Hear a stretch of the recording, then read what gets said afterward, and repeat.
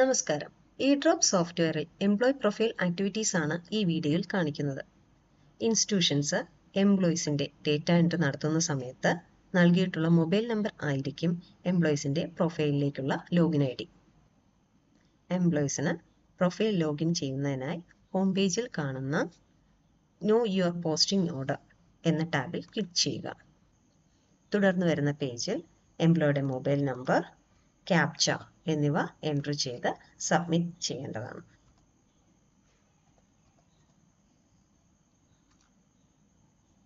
എംപ്ലോയിയുടെ mobile നമ്പറിലേക്ക് ഒരു OTP വരും. Verify mobile.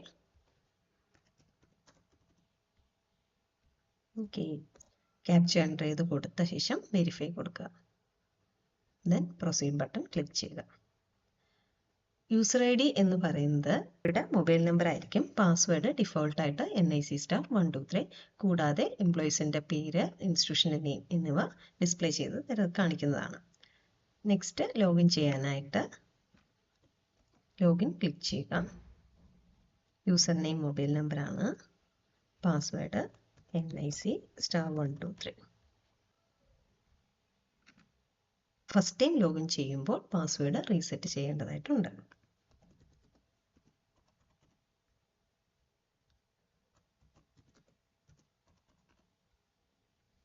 ചേഞ്ച് പാസ്വേഡ് എന്ന ഓപ്ഷൻ ക്ലിക്ക് ചെയ്യുക.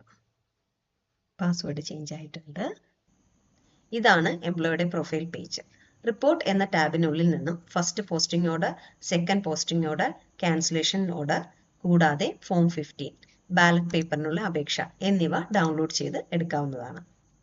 ഡേറ്റ അപ്ഡേഷൻ എന്ന ടാബ് വഴി എപ്പിക് നമ്പർ, ബാങ്ക് ഡീറ്റെയിൽസ്, എംപ്ലോയിയുടെ ഫോട്ടോ, അതുപോലെ തന്നെ ലോക്കൽ ബോഡി എന്നിവ അപ്ഡേറ്റ് ചെയ്യാവുന്നതാണ്.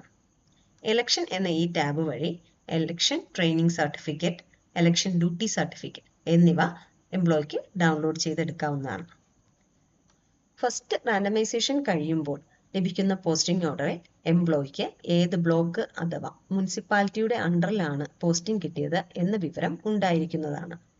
കൂടാതെ ഫസ്റ്റ് പോളിംഗ് ഓഫീസർക്കും പ്രിസൈഡിംഗ് ഓഫീസർക്കും ട്രെയിനിങ് ഉണ്ട്. ആയതിന്റെ ഡീറ്റെയിൽസും ഫസ്റ്റ് പോസ്റ്റിംഗ് ഓർഡറിൽ ലഭ്യമാവുന്നതാണ്. എന്നാൽ പോളിംഗ് ഓഫീസേഴ്സിന് ട്രെയിനിങ് ഇല്ല. അതിനാൽ പോസ്റ്റിംഗ് ഓർഡറിൽ ട്രെയിനിങ് ഡീറ്റെയിൽസ് ഉണ്ടാകില്ല. ഫസ്റ്റ് പോസ്റ്റിംഗ് ഓർഡർ ക്ലിക്ക് ചെയ്യുമ്പോൾ പോസ്റ്റിംഗ് ഓർഡർ ഡൗൺലോഡ് ചെയ്ത് ലഭ്യമാവുന്നതാണ്. ഫസ്റ്റ് പോസ്റ്റിംഗ് ഓർഡർ ലഭ്യമായതിനു ശേഷം എംപ്ലോയി പോസ്റ്റിംഗ് ക്യാൻസൽ ചെയ്താൽ ക്യാൻസലേഷൻ റിപ്പോർട്ടും എംപ്ലോയിയുടെ പ്രൊഫൈലിൽ നിന്ന് ഡൗൺലോഡ് ചെയ്തെടുക്കാവുന്നതാണ്. ക്യാൻസലേഷൻ ഓർഡർ എന്ന ഈ ടാബ് വഴിയാണ് ഡൗൺലോഡ് ചെയ്യാൻ സാധിക്കുക. നിലവിൽ പോസ്റ്റിംഗ് ക്യാൻസൽ ചെയ്തിട്ടില്ല, അതിനാലാണ് നോ ഡേറ്റ അവൈലബിൾ കാണിക്കുന്നത്. സെക്കൻഡ് റാൻഡമൈസേഷൻ കഴിഞ്ഞാൽ എംപ്ലോയിക്ക് ലഭ്യമാകുന്ന final posting order second posting order എന്ന ടാബ് വഴി ഡൗൺലോഡ് ചെയ്തെടുക്കാൻ സാധിക്കുന്നതാണ്.